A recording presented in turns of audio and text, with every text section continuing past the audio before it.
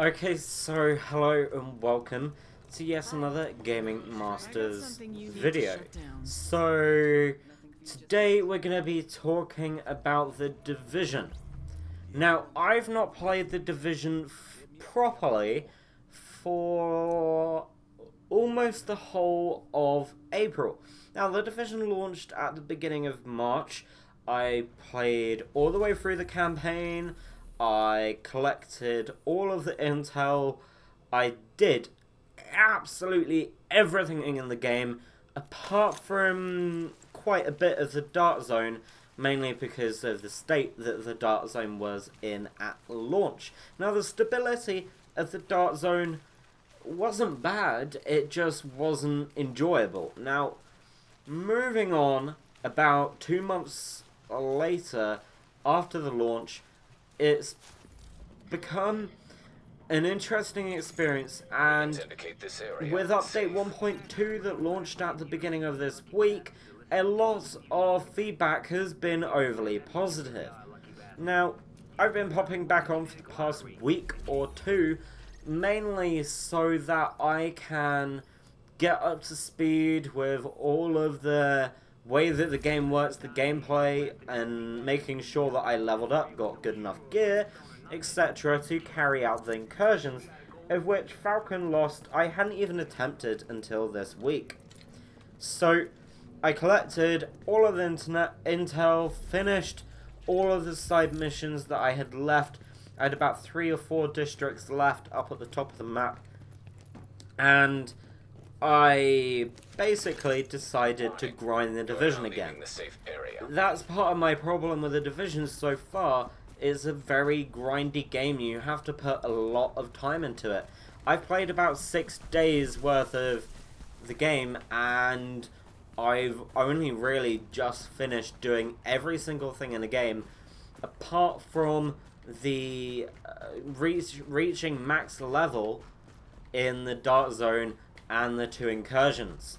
So I've put in a substantial amount of time, and I just basically wanted to give my opinion on why I've returned to the Division and why I stopped. Now, I stopped mainly because I just didn't find it fun anymore after playing 6 days pretty much continuously, going through every single mission, going through all of the different bits of intel and the side missions. The problem with the side missions and the intel collection is it's very repetitive. It's always the same kind of situation. There'll be a few mobs waiting around the intel or the side mission, and you've got to kill them, and your weapons, depending on what level you are in the game, will just absolutely demolish them. If you're level 30 and have, for example, 160 gear score, you'll just be able to demolish a level 30 fairly easily. So this I found fairly repetitive because I wasn't really feeling challenged. Now, the Dark Zone, as I aforementioned, I stayed away from because the state it was in, I think I managed to get to level 28 before giving up. And now I've been going back into the Dark Zone, and what they seem to have done, even though some of the stuff that they've done with the Dark Zone in the recent update 1.2 has caused quite a few bits of criticism, especially the way that you can now severe the rope with Dark Zone extractions. I'm somewhat disappointed the way that the game, after all the continuous feedback that they've been getting and multiple delays that the game had got, that they hadn't implemented the Dark Zone the way that it is now at launch. With the Dark Zone now, you can actually solo the Dark Zone if you have a decent amount of gear, a decent gear score level. You can now access stashes in the Dark Zone checkpoints. If you refill your ammo by going to an ammo box, your health packs refill, which is definitely very useful. This will make progressing through some of the difficult missions a bit easier, and it's not like the refill boxes are absolutely everywhere. So I'm very impressed with the way that they have been supporting the game. Part of my problem is, even though they do the state of the week, state of the game every single week, which is currently, I believe, on a Thursday, because the maintenance day changed from Tuesday to Thursday. Even though they do the state of the game, they do take the game down for 3 hours every Thursday to release whatever size patch it is, whether it be improving the stability of the servers, or whether it be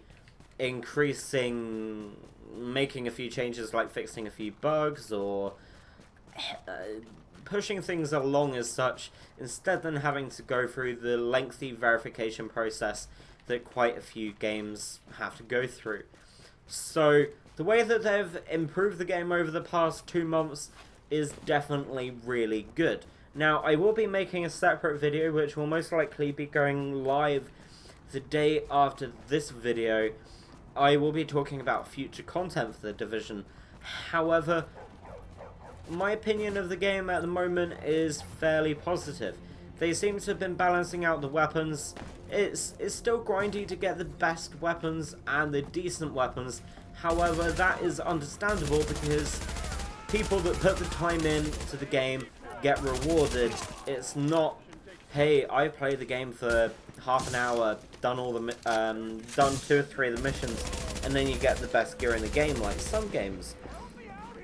So it's definitely very well done. The Dark Zone improvements with loot drops and supply drops are very good. Loot now drops very consistently, and the supply drops where you can pick them up after defeating a wave of enemies and then they're yours straight away is perfect without having to extract them. And also the supply caches adds a variety of gameplay which would have been greatly appreciated at launch. It might have got me to play the game a bit more because loot drops more often now, and you also have that element of surprise as to what you're getting. There have also been a few adjustments to Dark Zone brackets.